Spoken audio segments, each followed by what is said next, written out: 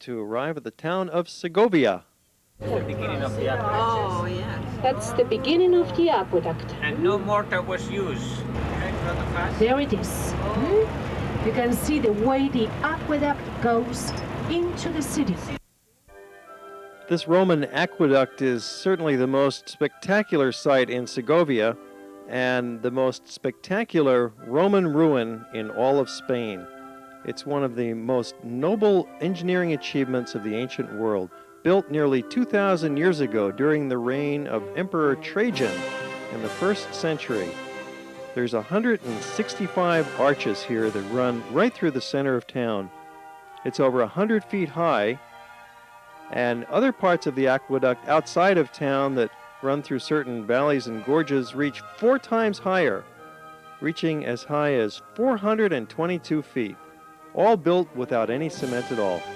You can enjoy a fine view of the aqueduct framed in this window, sitting at the dining table at this restaurant called Meson Candido, famous restaurant in the heart of Segovia. Deluxe cuisine here, outstanding wines.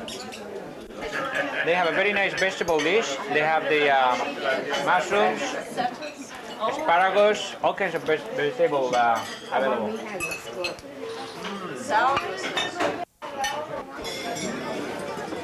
Normally when we travel with our Hawaii Geographic Society tour groups in Europe, lunch and dinner is not included in the tour, and this way you can eat what you want when you want to.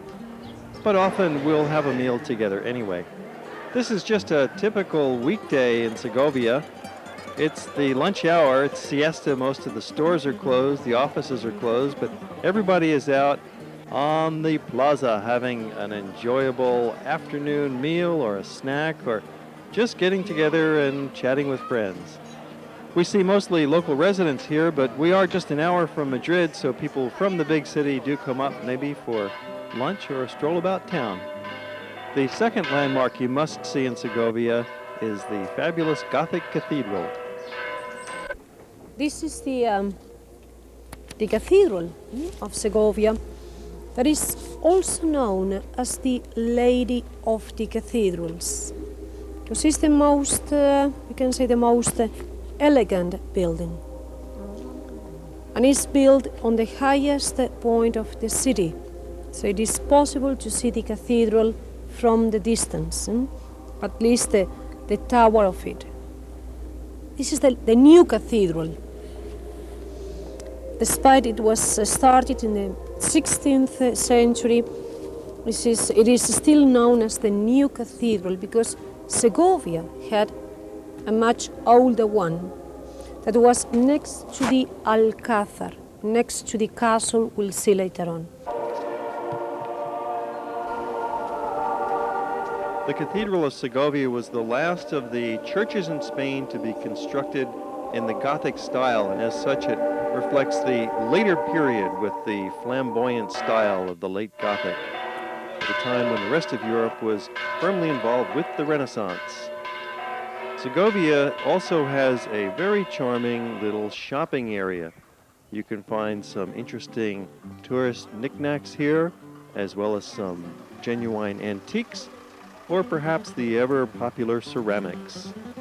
But for some visitors, especially fans of castles, the most important monument to visit is the Alcazar, Walt Disney-based Sleeping Beauty's castle on this medieval fort. Come in, please. Well, what we see in here is a castle. The word Alcazar, remember, means royal castle. It's a royal fortress. This was, at one time, the outside wall. But in here, it is impossible to build a wall around to protect the building, as in the rest of the city. This is on a hill.